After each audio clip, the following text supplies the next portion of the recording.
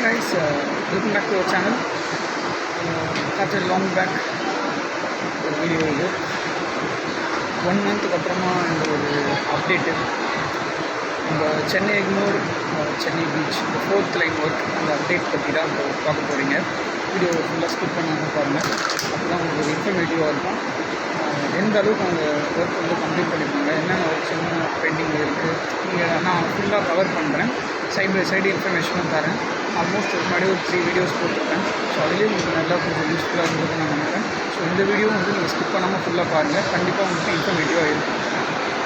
இப்போ நான் ஓட் பண்ணியிருக்க ட்ரெயின் பார்த்தீங்கன்னா ஆஸ்பெஷல் தான் 09420 திருச்சிராப்பள்ளி அகமதாபாத் ஸ்பெஷல் ஃபேர் ட்ரெயினில் ஒரு லிமிட்டட் ரன் ட்ரெயின். ஸோ இந்த ட்ரெயின் வந்து பார்த்திங்கன்னா இப்போ சென்னை எக்மோர் வந்து 3 PM கிளம்பிடும். வண்டி கொஞ்சம் பிஃபோராகவே வந்துடுச்சு, 2:30 வந்துடுச்சு. 2:40 இதோட ஷெடியூல்டு அரைவல் இங்கே எக்மோரில் 2:30 வந்துடுச்சு. ஸோ இங்கேருந்து கரெக்டாக ஒரு ஷெடியூல் டைம் 3 PM இங்கேருந்து கிளம்பும். ஸோ அங்கேருந்து கிளம்புறதுலேருந்து நான் ஃபுல்லாக வந்து கவர் பண்ணுறேன். ஸோ அந்த 4th லைன் ஒர்க்கை வந்து கவர் பண்ணுறோம். ஒரு இன்ஃபர்மேட்டிவாக இருக்கும், ஃபுல்லாக பாருங்கள்.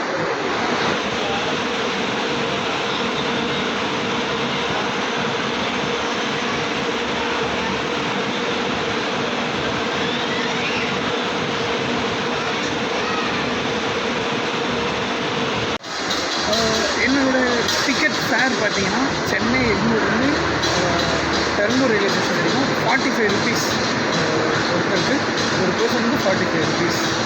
இது ஸ்பெஷல் ஃபேர் ட்ரெயினுங்கிறதால 45 rupees ஆகுது. நான் கவுண்டரை தான் எடுத்தேன். ட்ரெயின் வந்து காலியாக தான் இருக்குது, ரொம்ப யூஸ்ஃபுல்லாக இருக்குன்னு தெரியல. காலியாக தான் இருக்குது. அது 3rd கோச்சில் இருக்குது, 3rd கோச்சில் இருக்கேன். ஸோ கவர் பண்ணுறது கரெக்டாக இருக்கும்.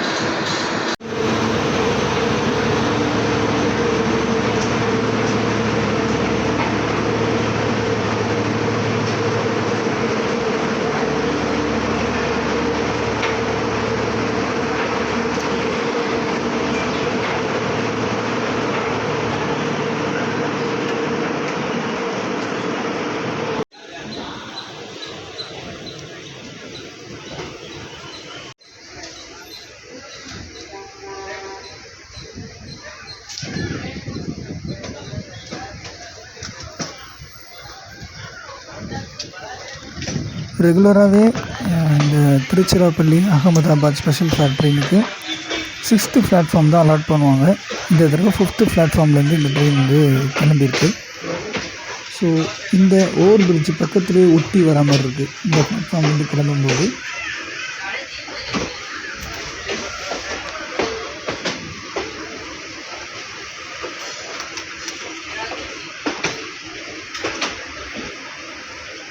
ஸோ ரைட் சைடில் ஒரு லைன் பிரியுது பார்த்தீங்களா, இந்த லைனோடு தான் வந்து அந்த 4th லைன் அப்படியே கண்டினியூட்டி பண்ண சான்சஸ் இருக்குது. இது பார்த்திங்கன்னா மேக்ஸிமம் ஷண்டிங் பண்ண யூஸ் பண்ணுவாங்க, அப்படின்னா லோக்கோஸ் எப்பயாவது ஜஸ்ட் பார்க் பண்ணுறதுக்கு யூஸ் பண்ணுவாங்க. ஸோ இப்போ இந்த லைன் பார்த்திங்கன்னா பக்கத்துலேயே வந்து அதுக்கான ஒரு ஸ்பேஸை கிளியர் பண்ணியிருக்காங்க பாருங்கள். லாஸ்ட் டைம் பார்க்கும்போது இந்த ஸ்பேஸ் கிடையாது, கொஞ்சம் அந்த ஒட்டி அந்த ட்ராக்கை ஒட்டி இருக்க அந்த இடத்தெல்லாம் க்ளீன் பண்ணியிருக்காங்க. ஸோ இந்த இடத்துல இதோட எண்டு, இந்த லைன் வந்து இதோட எண்டு. ஸோ 4th லைன் வந்து இப்போது கனெக்ட் பண்ணோன்னா இதுலேருந்து தான் கனெக்டிவிட்டி இருக்கும், மேக்ஸிமம் இப்படி தான் இருக்கும். பார்க்கலாம். இப்போ நம்ம போயிட்டுருக்கிறது வந்து 3rd லைனுங்க, சரிங்களா.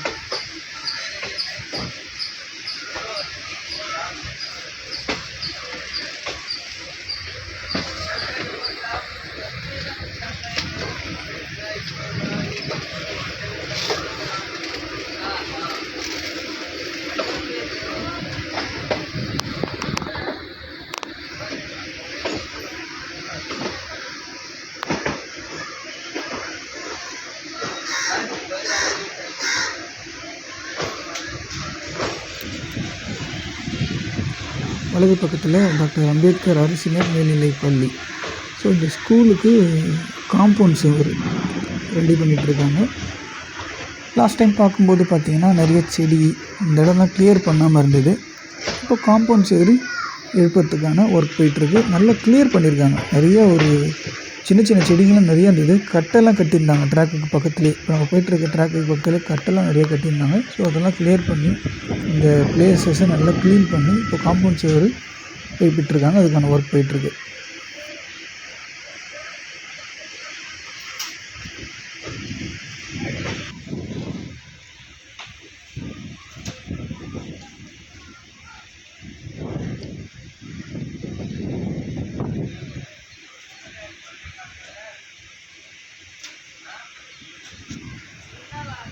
போல்ஸ் ப்ளேஸ் பண்ணுற ஒர்க்கு ஸ்டார்ட் பண்ணியிருக்காங்க. இந்த சைடு பார்த்திங்கன்னா போல்ஸ் இருக்குது. ஸோ அதுக்கு ப்ளேஸ் பண்ணுறதுக்கான பிட் ஒர்க்கையும் வந்து ஸ்டார்ட் பண்ணிகிட்ருக்காங்க. ஸோ நீங்கள் பார்த்தாலே தெரியும் வீடியோவில். ஸோ அந்த சைடு கூவம் இருக்குது.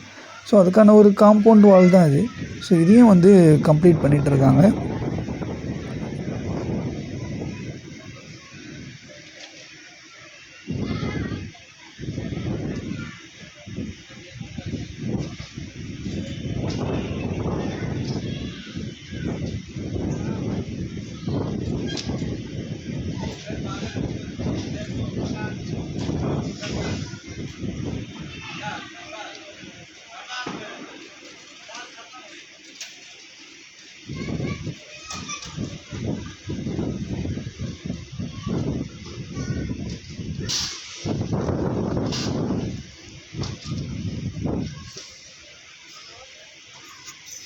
இப்போது ஆப்போசிட்டில் இன்னொரு ட்ரெயின் வரணும் அப்படின்னா, இன்னொரு எக்ஸ்பிரஸ் ட்ரெயினே வருதுன்னு வச்சுக்கோங்களேன். இப்போ அந்த எக்ஸ்பிரஸ் ட்ரெயின் பார்த்திங்கன்னா சென்னை பீச்சிலே நிறுத்திடுவாங்க. ஸோ இப்போ நம்ம ட்ரெயின் போயிட்டுருக்கு பார்த்திங்களா, இந்த train once Chennai beach arrive ஆனதுக்கப்புறம் தான் அந்த ட்ரெயினுக்கான சிக்னல் கிடைக்கும். ஸோ இப்போ இந்த ஒரே ட்ராக்கில் தான் வந்து அப் டைரக்ஷன் நடக்குது, டவுன் டைரக்ஷன் நடக்குது. டுவர்ட்ஸ் சென்னை பீச்சுக்கு போகிறதா இருக்கட்டும், டுவர்ட்ஸ் சென்னை எக்மோருக்கு வரதாக இருக்கட்டும், எல்லாமே இந்த ஒரே ட்ராக் 3rd லைனில் தான் வந்து ஆப்ரேட் பண்ணிகிட்ருக்காங்க. ஸோ இப்போ ஒன்ஸ் இந்த 4th லைன் ஒர்க் முடிஞ்சதுக்கப்புறம் இந்த ப்ராப்ளம் இருக்காது.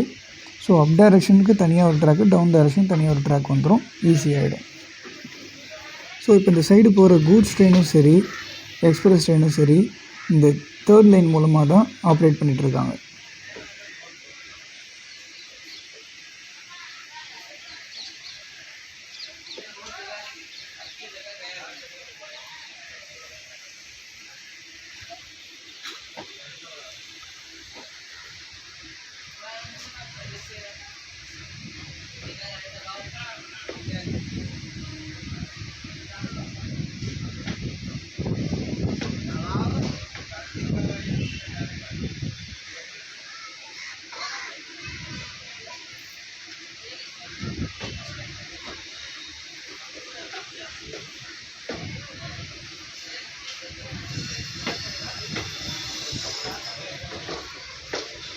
நம்ம ட்ரெயின் இப்போது சென்னை பார்க் ரயில்வே ஸ்டேஷனுக்குள்ளே என்ட்ரு ஆகிட்ருக்குங்க. ஸோ ரைட் சைடில் இருக்க அந்த காம்பவுண்ட் வந்து இன்னும் இந்த ட்ரெயின் கொஞ்சம் முன்னாடி போக போக அந்த காம்பவுண்ட் கிட்ட வர மாதிரி இருக்குது. சீக்கிரமாக இந்த காம்பவுண்டை இடிப்பாங்கன்னு நினைக்கிறேன். ஸோ இன்னொரு லைன் வரதுக்கான ஒரு ஸ்பேஸ் வந்து கண்டிப்பாக அந்த காம்பவுண்டை இடிக்கிற மாதிரி தான் இருக்குது. இது நான் ஏற்கனவே சொல்லியிருக்கேன். ஸோ பார்க்கலாம் அவங்க என்ன பண்ணுறாங்க அப்படின்னு. ஸோ பார்த்திங்கன்னா இப்போ பார்த்திங்கன்னா இந்த காம்பவுண்ட் வந்து ட்ரெயின் இன்னும் போக இந்த காம்பவுண்ட் கிட்ட வர மாதிரியே இருக்குது. லெஃப்ட் சைடில் பார்த்திங்கன்னா இஎம்யூ ட்ரெயின் நிற்கிது பாருங்கள், டுவர்ட்ஸ் செங்கல்பட்டு தாம்பரம் போகிற வழி. ஸோ இந்த சைடு இருக்க பிளாட்ஃபார்மை டிமாலிஷ் பண்ணியிருக்காங்க. ஸோ ஓவர் பிரிட்ஜும் பாதியாக வந்து கட் பண்ணியிருக்காங்க. ஸோ இப்போ நம்ம போயிட்டுருக்க இந்த 3rd லைனில் மொத்தம் 3 லைன்ஸ் தான் வரைக்கும் இருக்குது. இப்போ நம்ம 3rd லைனில் போயிட்டுருக்கோம். ஸோ ஒன்ஸ் இந்த 4th லைன் கம்ப்ளீட் ஆகிடுச்சுன்னா ரொம்ப ஈஸியாகிடும்.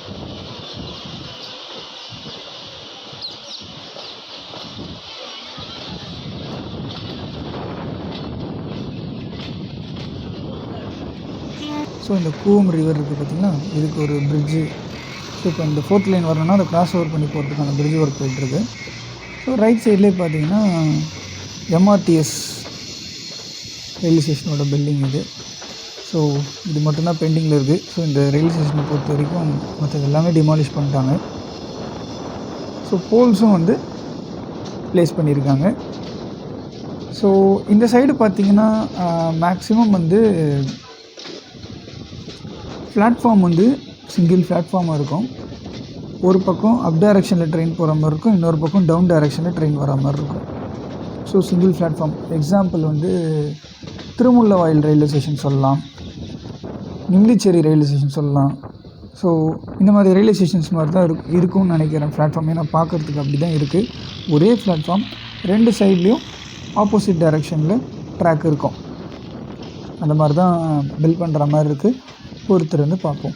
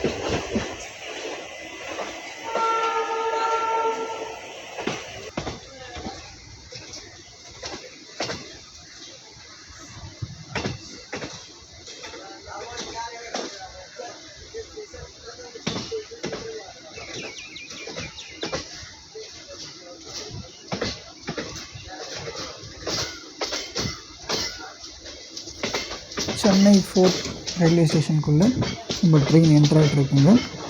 ஸோ வலது பக்கத்தில் பார்த்திங்கன்னா பிளாட்ஃபார்ம் ரெடி பண்ணிகிட்ருக்காங்க. ஸோ இதுவும் பார்த்திங்கன்னா ஃபஸ்ட்டே சொன்ன மாதிரி தான், சிங்கிள் பிளாட்ஃபார்ம், அப் டைரக்ஷன் ஒரு பக்கம், டவுன் டைரக்ஷன் ஒரு பக்கம், அந்த மாதிரி தான் இருக்குது.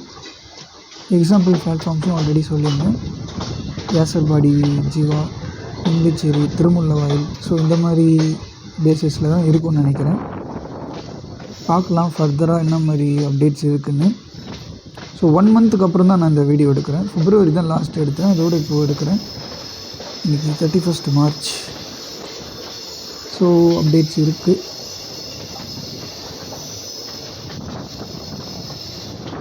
So Chennai Fort railway station தாண்டினதுக்கப்புறம் லேண்ட் அக்வயர் பண்ணியிருக்காங்க. ஸோ காம்பவுண்ட் சுவரும் வந்து பில்ட் பண்ணியிருக்காங்க. ரைட் சைடில் பார்த்தீங்கன்னா உங்களுக்கே தெரியும், நியூ காம்பவுண்ட் இது இப்போ திருத்து பார்த்திங்கன்னா இந்த காம்பவுண்ட் சுவர் நியூவாக பில்ட் பண்ணியிருக்காங்க. ஸோ இந்த இடத்துல வந்து ஒரு நல்ல ஸ்பேஸ் இருக்குது.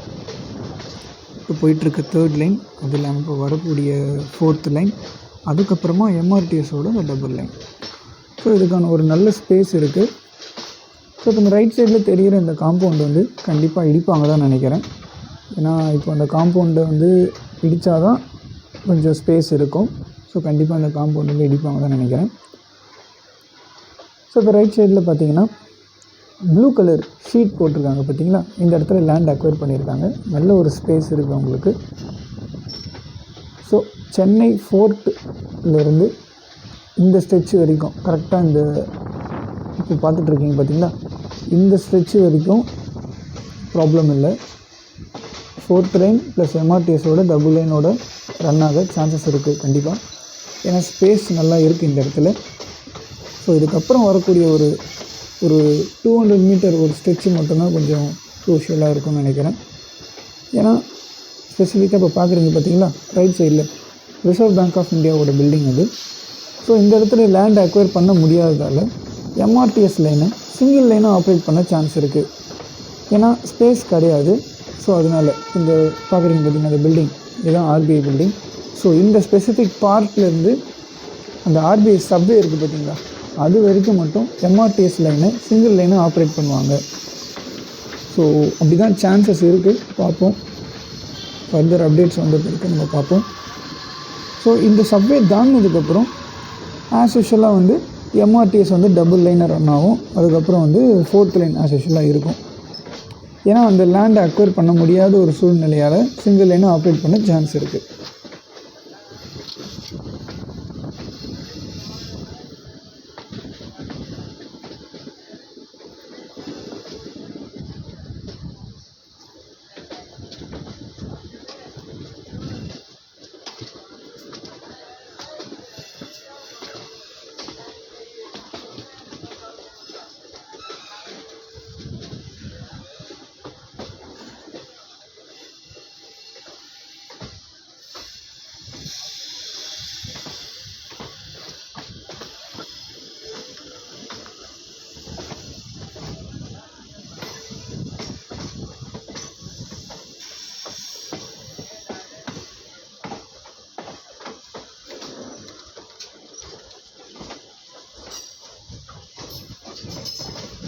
ஸோ ஃபஸ்ட்டே சொன்ன மாதிரி தான்.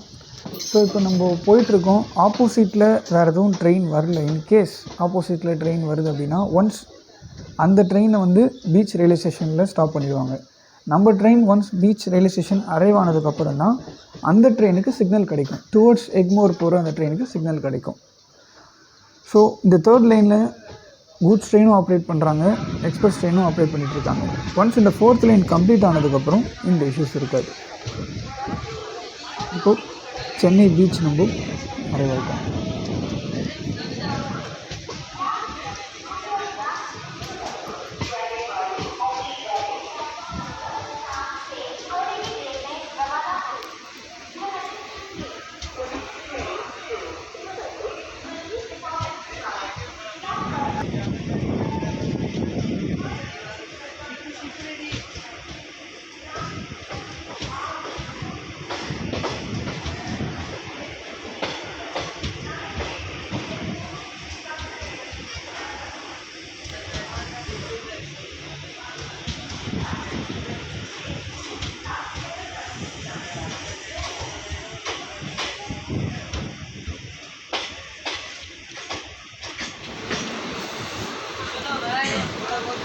டைம் ஆயிடுச்சு. லஞ்சு ப்ரிப்பேர் பண்ணாங்கன்னா என்ன சாப்பிட்டு வர முடியல, ட்ரெயின் மிஸ் பண்ணுறேன். ஸோ அதனால் வந்து வெள்ளரிக்காய் மிளகா பொடி என்னோடய ஃபேவரட். ஸோ அதை எடுத்துகிட்டு வந்துட்டேன். ஸோ டியூரிங் இந்த மாதிரி வந்து சம்மர் சீசன் அப்போலாம் வந்து நிறையா கோல்டாக சாப்பிட்ணும். ஸோ வெள்ளரிக்காய் கோல்டு தான், ரொம்ப நல்லது. ஸோ லஞ்ச் சாப்பிட முடியாத சூழ்நிலை. ஸோ அதனால் இதை எடுத்துகிட்டு வந்துட்டேன். இது நமக்கு பிடிச்ச மாதிரி ஒரு ஐசிஎஃப் கோச்சில் ட்ராவல் பண்ணிவிட்டு அப்படியே வெள்ளரிக்காய் மிளகா பொடி தொட்டு சாப்பிட்றது செம்ம ஃபீல்.